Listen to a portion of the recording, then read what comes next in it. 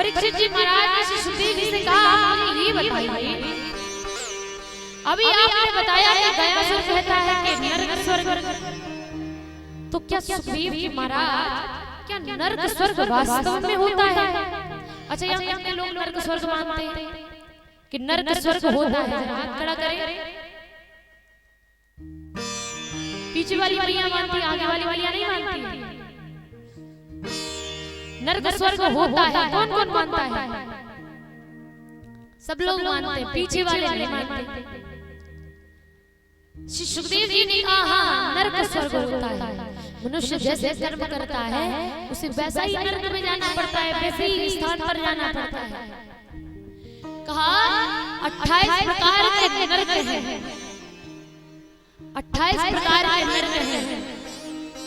जो पराये धन पर, पराई स्त्री को चुराता है, पराये धन को चुराता है, उसे तामित्र नाम की नरक में जाना पड़ता है, जहाँ पर कीड़े मकोड़े उन्हें खाते हैं। और जो पराई स्त्री का धर्म नष्ट करता है वो अंततः नरक में जाता है, जहाँ पर उसे अनेकों अनेकों प्रकार के कीड़े उसका खून चूसते हैं, उसके ब्लड को पीते हैं। तीसरे नरक के बारे में बताया कि जो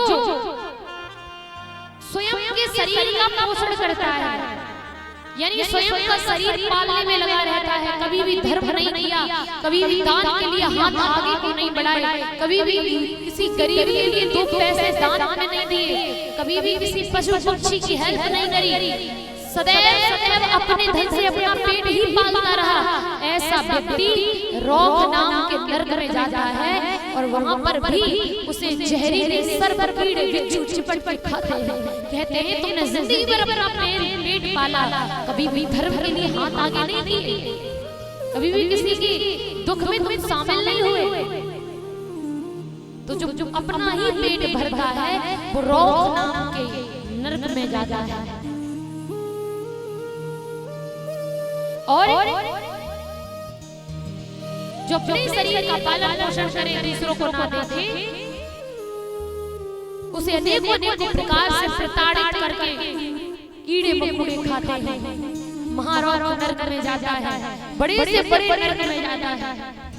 और जो पशु पक्षियों पर दया नहीं करते, किसी पक्षी की, कुछ पक्षी होते हैं जिनके पैर में धागा लग जाता है जिससे वो उड़ नहीं पाते हैं, कुछ लग गया है, कुछ निर्दयी उनकी मदद नहीं करते, हेल्प नहीं करते, वही छोड़ देते, देखते रहेंगे, पिंजरे में बंद कर लेंगे, लेकिन उनके जीवन को आजाद नहीं करेंगे। तो जो पक्षियों पर दया नहीं करता, जानवरों पर दया नहीं करता, ऐसा व्यक्ति कुंभीपाक नाम के नरक में जाता है, जहाँ पर जिस प्रकार से व्यक्ति के शरीर से खून गिरता है, मवाद निकलता है, उसे वैसे कुंड में डाला जाता है कि तुम तो सबसे निर्दयी हो कि तुमने कभी भी किसी पर दया नहीं करी, तो तुम्हारी यही सजा है। इस प्रकार से सुखदेव जी महाराज ने 28 प्रकार के उदाहरण, 28 प्रकार के नरक बताए, और जिनके 80 उदाहरण उन्होंने दिए। हम आपको एक उदाहरण देते हैं। आप लोग सोचिए, आपके घर में एक कपड़ा है जिससे आप खिड़कियां साफ करते हैं, जिस पे थोड़ी थोड़ी मिट्टी लगी है, उन खिड़कियों को साफ करते हो आप एक कपड़े से, उसे धुलने के लिए आप क्या करोगे? पीछे वाली भैया बताओ, उस कपड़े को साफ करने के लिए क्या करोगे? पानी में धुलेंगे। ज्यादा गंदा नहीं है क्योंकि थोड़ी थोड़ी मिट्टी लगी है, हम खिड़कियां इत्यादि साफ करते हैं, तो उसे धुलने के लिए ज्यादा मेहनत नहीं करनी पड़ेगी। साधारण से पानी में भी एक बार हाथ से निचोड़ के डाल दोगे तो वो साफ हो जाएगा। लेकिन वही पोंछे वाला कपड़ा हो जिससे आप अपना घर का फर्श साफ करते हो, उस कपड़े को साफ करने के लिए क्या करोगे?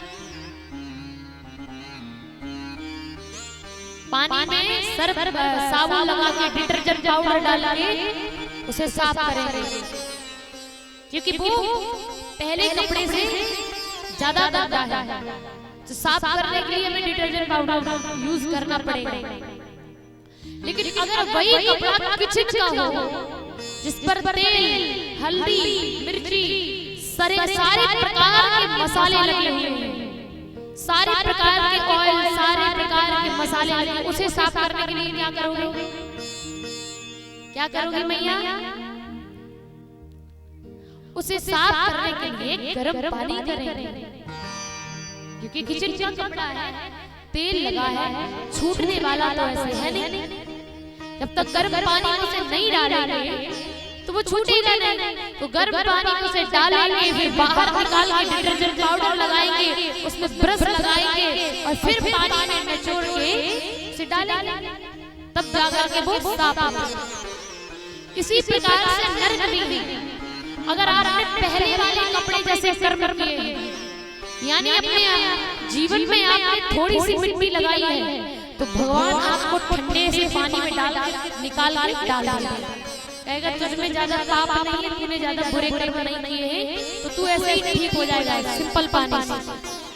लेकिन अगर काम तुमने किए हैं दूसरे वाले कपड़े जैसे, जिसमें थोड़े थोड़े पाप हैं, तो उसमें तो भगवान को डिटर्जेंट पाउडर लगाना ही पड़ेगा। मतलब उसमें तो भगवान को मशक्कत करनी ही पड़ेगी। अब उसमें आपको तकलीफ हो रही है तो क्या क्या करना। लेकिन अगर आपने तीसरे कपड़े जैसे कर्म किए हैं कि आपने अपने जीवन में एक भी कर्म नहीं छोड़ा, सारे कर्म आपने कर डाले, सारे मिर्ची मसाले अपने जीवन पर लगा रखे हैं, कोई भी जिंदगी में, पूरी जिंदगी में कोई ऐसा कर्म नहीं छोड़ा जो आपने किया ना हो, सारे बुरे कर्म कर डाले, तो आपको गर्म पानी में तो जाना ही पड़ेगा। गर्म पानी में भगवान डालेंगे, आपको निकाल करके डिटर्जेंट पाउडर लगा के पटकोरे मार मार के धुला जाएगा आपको, तब जाके आपकी गंदगी दूर होगी। इसलिए आप जैसे कर्म करोगे आपको वैसा ही नरक भोगना पड़ेगा। ये नरक का वर्णन किया श्री सुखदेव जी महाराज ने।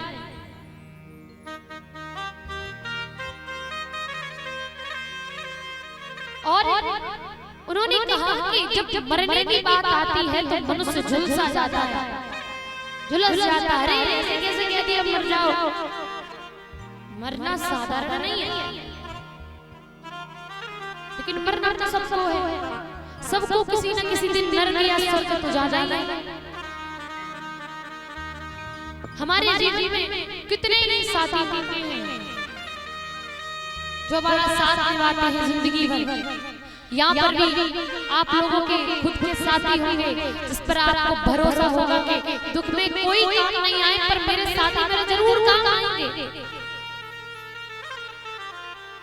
मेरा साथी मेरा कभी मेरा साथ नहीं छोड़ेगा।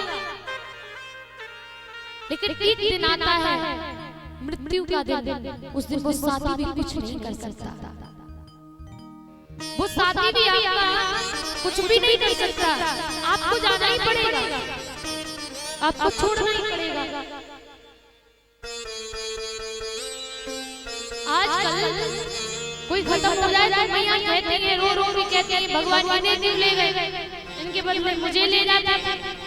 मैया रो रही है, वास्तव में भगवान आ जाए, उन्हें छोड़ जाए और तुमसे कहे चलो तुम चलो, तुम्हें जाना पड़ा था, तो कौन कौन जाएगा? कोई जाएगा? चली जाओ भैया, कोई नहीं जाता। अभी आप यहाँ बैठे हैं इसलिए कह रही हूँ, अभी सच में भगवान आ जाए ना और कहीं कि लो ये मर गई, इन्हें तो छोड़ देता हूँ, तुम्हें लेके चलता हूँ, कोई नहीं।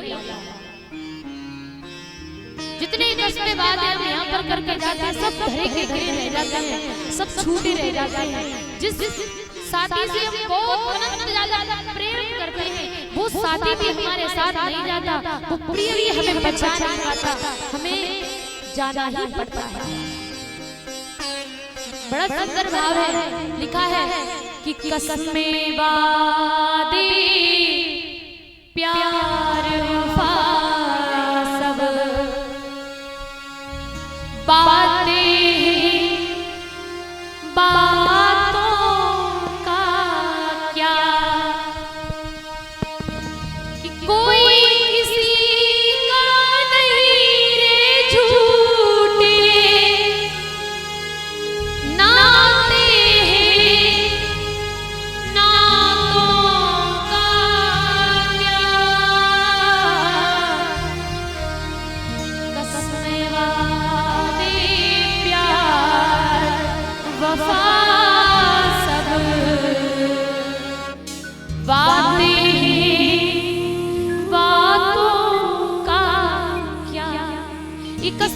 तो कोई भी कर सकता है।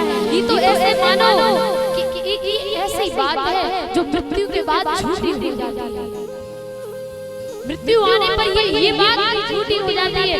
सारी किस्में बातें यहीं के धरे धरे रह जाते हैं, जिन्हें हम अपना मांगते हैं वो भी हमारे काम नहीं आते, क्योंकि जब मृत्यु वाला हमें ले जाने वाला खड़ा होगा ना मेरे सामने, तो किसी की नहीं चलती कि होगा मसीहा सामने तेरे, फिर भी तू ना बच पाएगा।